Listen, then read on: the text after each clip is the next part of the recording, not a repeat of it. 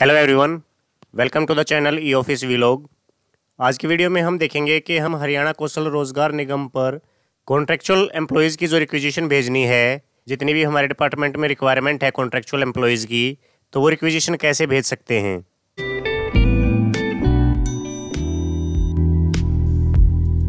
जब आप हरियाणा कौशल रोजगार निगम की वेबसाइट ओपन करेंगे तो ये पेज ओपन होगा आपके सामने।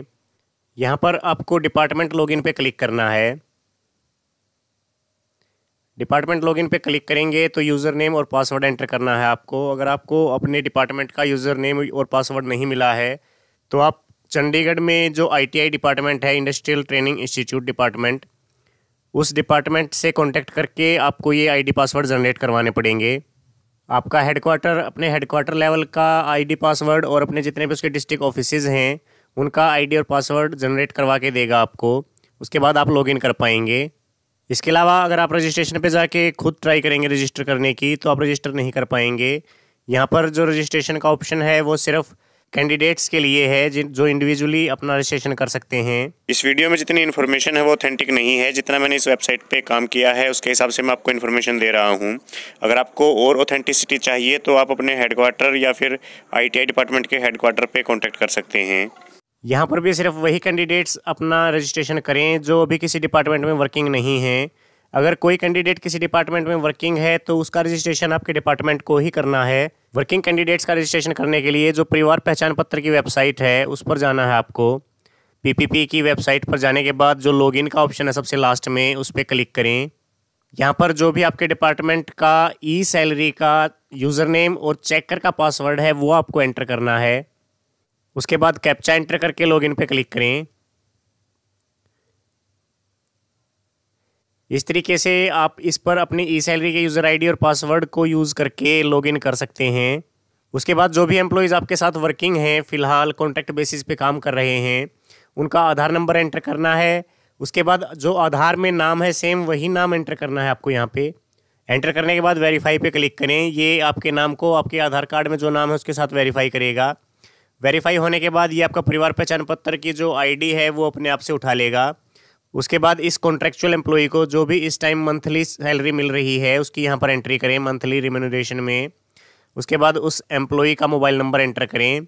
सोर्स ऑफ एंगेजमेंट में आपको सिलेक्ट करना है कि वो Part 1 पॉलिसी के तहत है, Part 2 के तहत है, या फिर हार्ट्रॉन के थ्रू है, या फिर रिटायर होने के बाद वो रीएम्प्लॉय हुआ है, या फिर इनमें से किसी और तरीके से भी अगर उसको एंगेज किया गया है तो आप यहाँ से सिलेक्ट कर सकते हैं। ये सिलेक्ट करने के बाद फिर ऑफिस सिलेक्ट करें कि फ़िलहाल कहाँ पर वर्किंग है वो। यहाँ पर जब आप अपने चेकर की यूज़र ID से लॉगिन करेंगे तो यहाँ पर आपके डिपार्टमेंट का नाम बाय डिफ़ॉल्ट आ जाएगा। इस तरीके से ये सारी डिटेल्स एंटर करने के बाद आपका जो प्रेजेंट में कॉन्ट्रैक्ट बेसिस पे वर्किंग एम्प्लॉई है वो यहाँ पर शो हो जाएंगे इसके नीचे। यहाँ से आप देख सकते हैं ये जो मैंने अपने डिपार्टमेंट की एंट्रीज़ की हैं। तो जो फ़िलहाल करंट में वर्किंग एम्प्लॉयज़ हैं उनकी एंट्रीज़ आपको यहाँ पे करनी है। और जो इसके अलावा आपको नई एम्प्लॉयज़ की रिक्विजिशन चाहिए या फिर इन्हीं एम्प्लॉयज़ में से आप हरियाणा कौशल रोजगार निगम के थ्रू रखना चाहते हैं इन्हीं एम्प्लॉयज़ को, तो उसके लिए भी आपको रिक्विजिशन सेंड करनी पड़ेगी हरियाणा कौशल रोजगार निगम पे। उन सब का सेम ही प्रोसेस है। डिपार्टमेंट लॉगिन पे जाके लॉगिन कर लें।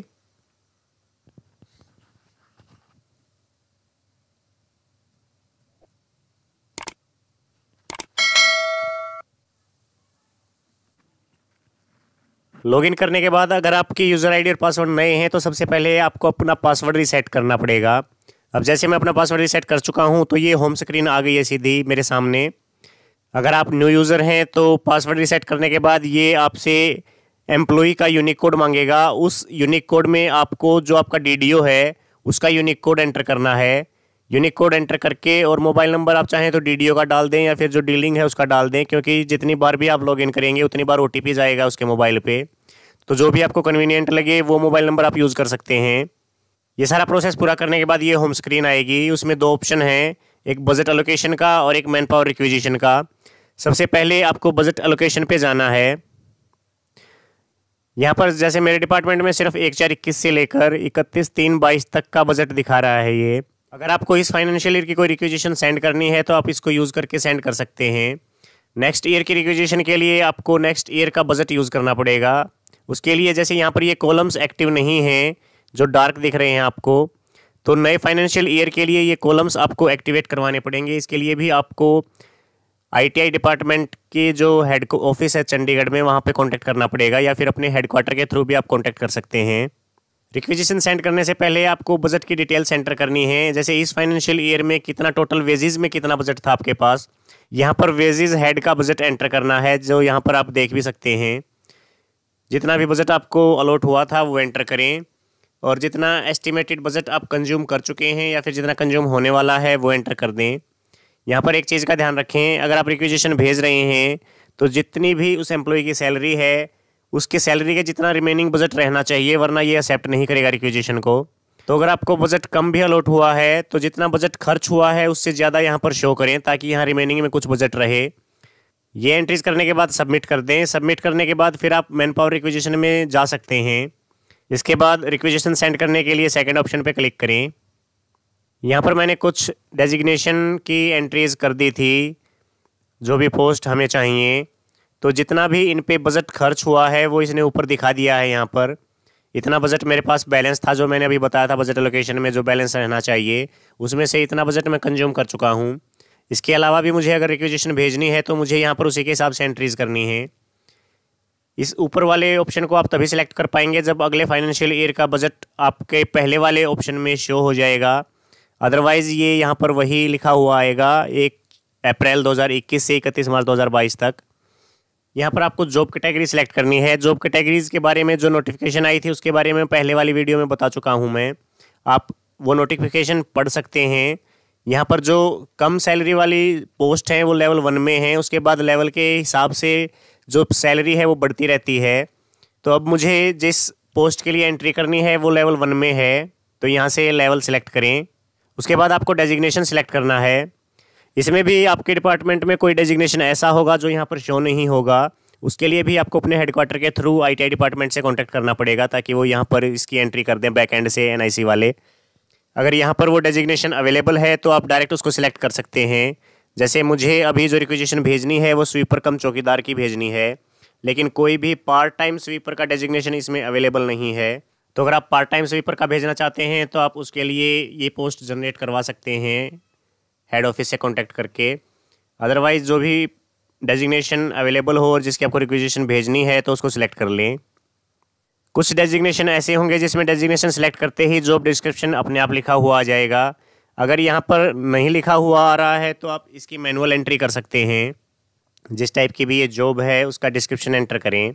स्किल सर्टिफिकेट क्वालिफिकेशन ये पहले से ही फील्ड हैं, इनको आप नहीं छेड़ पाएंगे। उसके बाद प्लेस ऑफ जॉब, जिस शहर में भी आपका ऑफिस है वो सिलेक्ट करें। इस पोस्ट के लिए अगर किसी भी एक्सपीरियंस की आपको ज़रूरत है तो उसको सिलेक्ट करें। यहाँ पर आप 0 से लेकर अगर 10 साल से ज़्यादा का एक्सपीरियंस चाहिए तो वो भी सिलेक्ट कर सकते हैं। तो जो भी आपको ठीक लगे इस जॉब के लिए वो सिलेक्ट करें। सिलेक्ट करने के बाद ये इसकी जो सैलरी है, ESI EPF है, ये सारी चीज़ें अपने आप उठा लेगा। अगर आप यहाँ से ज़्यादा एक्सपीरियंस सिलेक्ट करते हैं तो उसके हिसाब से इसकी सैलरी भी चेंज हो जाएगी अपने आप। जैसे यहाँ पर 15,450 इसकी सैलरी है। अगर आप यहाँ से एक्सपीरियंस चेंज करते हैं तो जैसे मैंने एक्सपीरियंस में 5 से 10 साल किया तो इसकी सैलरी अपने आप बढ़ गई है यहाँ पर। तो इसके हिसाब से ये अपने आप सैलरी उठा लेगा जो गवर्नमेंट ने फिक्स की है उसके हिसाब से। तो जो भी आप चाहें वो सिलेक्ट कर सकते हैं। अब यहाँ पर इसके जो अदर फंड्स हैं जो भी इसको मिलता है, ESI EPF labour welfare fund, वो सभी अपने आप एंट्रीज़ हो जाएंगी उसकी। इसके अलावा जो हरियाणा कौशल रोज़गार निगम के सर्विस चार्जेज़ हैं, उसके ऊपर GST जो लगना है, वो सब कुछ टोटल होके ये सैलरी आएगी यहाँ पर। यहाँ पर आपको एंट्री करनी है कि उस जॉब के लिए आपको कब से कब तक चाहिए एम्प्लॉई। तो जिस डेट से जिस डेट तक भी आपको कॉन्ट्रैक्ट पे रखना है एम्प्लॉई को, वो आप सिलेक्ट कर सकते हैं।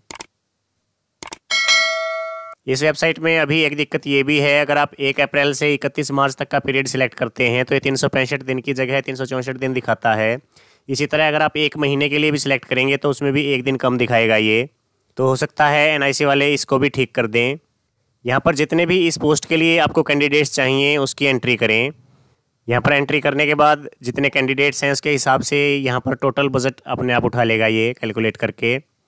इसके बाद जो लास्ट ऑप्शन है उसमें आपको येस या नो सिलेक्ट करना है।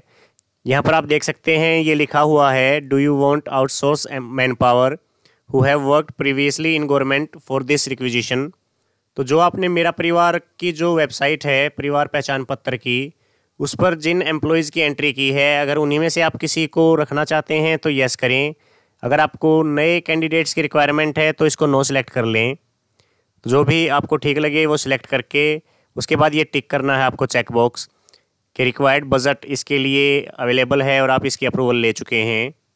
ये सारी डिटेल्स एंटर करने के बाद इसको सेव कर दें। सेव करने के बाद यहाँ पर पॉपअप आ चुका है, इंडेंट सेव्ड सक्सेसफुली। तो ये आपकी रिक्विजिशंस की एंट्री हो चुकी है।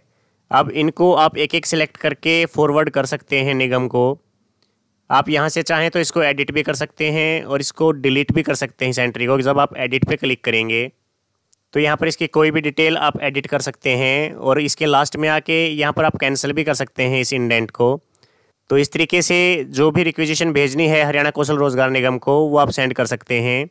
अगर इसमें आपको कोई परेशानी आ रही है, कोई पोस्ट नहीं है, या फिर नेक्स्ट फाइनेंशियल ईयर का बजट शो नहीं हो रहा है, या फिर आपके डिपार्टमेंट के हिसाब से कोई और प्रॉब्लम है, तो उसके लिए आप अपने हेडक्वार्टर के थ्रू ITI डिपार्टमेंट के हेडक्वार्टर में कॉन्टैक्ट करें।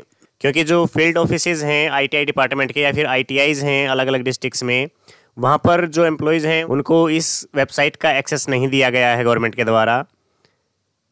इसके अलावा अगर आप और कुछ पूछना चाहते हैं तो कमेंट करके बताएं। अगर आप चैनल पर नए हैं तो चैनल को सब्सक्राइब ज़रूर करें। आज की वीडियो में बस इतना ही, फिर मिलते हैं किसी नई वीडियो के साथ। तब तक के लिए जय हिंद।